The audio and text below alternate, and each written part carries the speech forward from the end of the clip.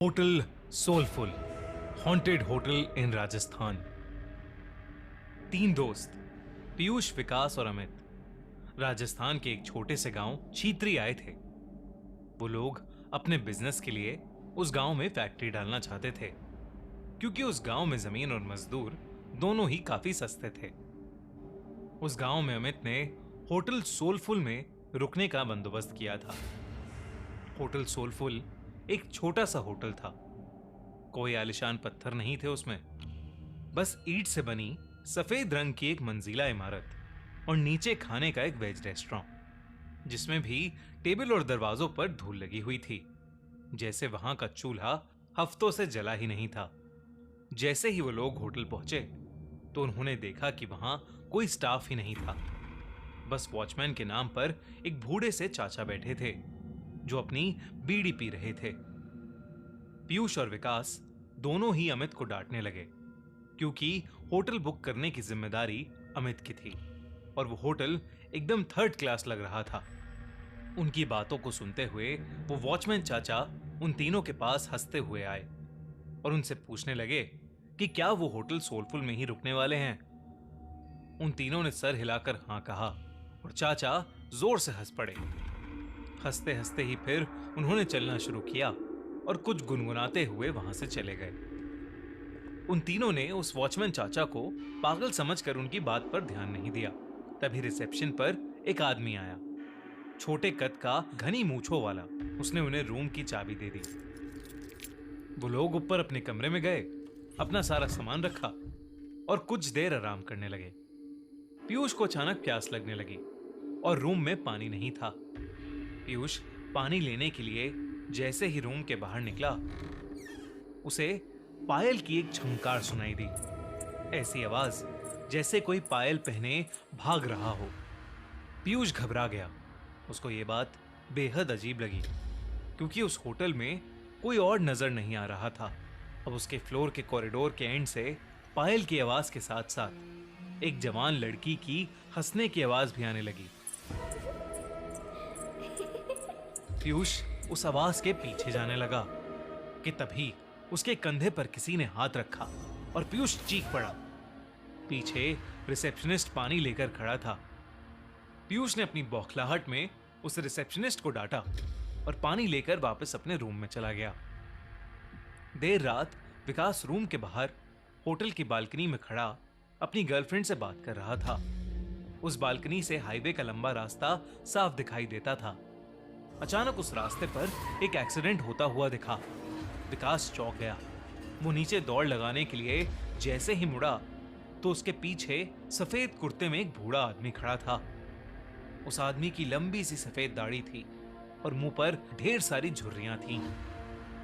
विकास उस आदमी को देखकर घबरा गया था, क्योंकि वो आदमी सिर्फ हाईवे की ओर देखकर मुस्कुरा रहा था। फिर अचानक से उसने विकास को देखा और उसने हंसना बंद कर दिया। वो आदमी जैसे ही विकास की ओर बढ़ा, विकास डरकर अपने रूम में आ गया। रूम में आकर जब उसने अपने रूम की खिड़की से उस हाईवे पर देखा तो वहां कोई एक्सीडेंट नहीं हुआ था। अगले दिन तीनों फैक्ट्री की साइट देखने के लिए निकले, लेकिन गाड़ी शुरू होकर थोड़ा आगे ही बढ़ी थी कि अचानक बंद पड़ गई। साइट जाने के लिए कोई बस या सवारी भी नहीं थी, तो उन तीनों ने रिसेप्शनिस्ट के कहने पर शहर से एक मैकेनिक को बुलाया। 3 घंटे बाद जब मैकेनिक आया तो उसने थोड़ी देर तक गाड़ी को देखने के बाद कहा कि गाड़ी को वर्कशॉप ले जाना होगा। वो तीनों मैकेनिक के साथ ही टो करने वाली गाड़ी में चले गए और साइट पर उतर गए। साइट देखते देखते शाम हो गई थी। उनको मैकेनिक का कॉल आया कि उनकी गाड़ी पूरी तरह से बिगड़ चुकी है और वो कब तक बनेगी कहां नहीं जा सकता। अब उन्होंने वापस जाने के लिए एक ट्रक वाले से बात की और उस ट्रक वाले को होटल पर खाना खिलाने का लालच दिया। लेकिन जब उन्होंने उस ट्रक वाले के सामने होटल सोलफुल का नाम लिया, तब वो ट्रक वाला बेहद घबरा गया। उस ट्रक वाले ने उन्हें बताया कि होटल सोलफुल में भूतों का बसेरा है। उसने कहा कि होटल सोलफुल एक कब्रिस्तान पर बनाया गया था। एक नहीं बल्कि 100 से भी ज्यादा भूत वहां रहते हैं और इसलिए वहां कोई भी नहीं जाता। पीयूष और विकास के साथ हुए हादसों ने उन्हें सोचने पर मजबूर तो किया, पर अमित भूत प्रेत और सुपर नेचुरल चीजों में नहीं मानता था। उसने ये बात रफा दफा कर दी और ट्रक ड्राइवर से कहा कि वो उन्हें होटल से थोड़ा दूर ही उतार दे। बहुत मनाने के बाद वो ट्रक वाला मान गया और वो तीनों जैसे तैसे होटल पहुंचे। देर रात हो चुकी थी और तीनों कमरे में आराम कर रहे थे। अमित भी लेटे लेटे अपने फोन से खींची फोटोज देख रहा था, लेकिन अचानक वो उठकर बैठ गया। ऐसा लग रहा था जैसे उसके होश ही उड़ गए हों। उसकी तस्वीरों में उनके ही कमरे में कई सारे बच्चे दिखाई दे रहे थे। वो बच्चे शायद जो उस होटल में बसे भूत थे। अमित के हाथ पांव ठंडे पड़ गए। उसने पीयूष और विकास को जब फोटोज के बारे में बताया तो वो तीनों बहुत घबरा गए। वो उस होटल के रिसेप्शनिस्ट को ढूंढते हुए नीचे आए, लेकिन रिसेप्शनिस्ट का नामो निशान ही नहीं था। वहां उन्हें वो बूढ़े चाचा बैठे हुए मिले। उन्होंने ये सब उन बूढ़े चाचा को बताया तो उस बूढ़े चाचा ने हंसते हुए कहा कि जब वो होटल के अंदर आए थे तो 4 आत्माएं तो उनकी गाड़ी के ऊपर ही बैठी हुई थीं। उन्होंने बताया कि होटल सोलफुल में पिछले 18 सालों से भूतों का साया था।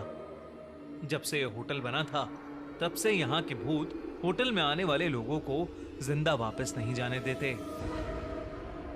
किसी के एक्सीडेंट्स करवा देते हैं तो किसी को आत्महत्या करने पर मजबूर कर देते हैं। फिर होटल की बालकनी की ओर इशारा करके उन्होंने बताया कि वहां देखो, वो सफेद कुर्ते में एक बूढ़ा आदमी खड़ा है। उस आदमी ने यहां होटल बनाने से मना किया था क्योंकि यह जगह कब्रिस्तान की थी, लेकिन कुछ महीनों बाद होटल के सामने वाली रोड पर उसकी एक्सीडेंट से मौत हो गई। और आखिर में उस वॉचमैन ने उन तीनों को बताया कि उनकी गाड़ी ठीक नहीं होने वाली थी। वो गाड़ी अपने साथ कई साए ले गई थी। होटल में रहने वाले उन बच्चों की आत्माओं को वो गाड़ी पसंद आ गई थी और शायद इसलिए वो तीनों अब तक जिंदा भी थे। उस बूढ़े वॉचमैन ने उनसे अपनी जान बचाकर वहां से निकल जाने को कहा। ये सब बातें सुनकर उन तीनों के पसीने छूट गए। उन्होंने फैसला किया कि वो अभी की अभी होटल से निकल जाएंगे। वो तीनों अपना सामान लेकर निकल ही रहे थे कि तभी उन्हें वो रिसेप्शनिस्ट मिला। वो तीनों उसे धक्का मार के वहां से तेजी से भागे। हाईवे पर आकर वो लोग आगे जा रही गाड़ियों से लिफ्ट मांगने लगे, लेकिन कोई गाड़ी रुकने का नाम ही नहीं ले रही थी। तभी वो रिसेप्शनिस्ट उनके पास आया और हाफते हुए उनसे पूछा कि वो लोग भाग क्यों रहे थे। रिसेप्शनिस्ट उन्हें होटल में वापस अंदर आने के लिए कहने लगा और तब अचानक से हवा के झोंके से उसका मफलर उड़ गया और उन तीनों को उसके गले में फांसी के फंदे का निशान दिखाई दिया। उन तीनों के पैरों तले जमीन खिसक गई। वो समझ गए कि शायद यहां सभी मर चुके हैं और कोई भी जिंदा नहीं है। तीनों डर के मारे हाईवे के रास्ते पर भागने लगे। भागते भागते जब कुछ दूर तक पहुंच गए तो उन्होंने पीछे पलट कर देखा। हवा में कई सारे भूत उस होटल के चक्कर लगा रहे थे और रोड पर खड़े वो वॉचमैन और रिसेप्शनिस्ट उन्हें देखकर अजीब तरीके से मुस्कुरा रहे थे। चीत्री गांव के बारे में बात करने से आज भी वो तीनों बेहद घबराते हैं। उनकी जान तो बच गई, पर जिंदगी भर के लिए उनके मन में उस जगह का डर बैठ गया था।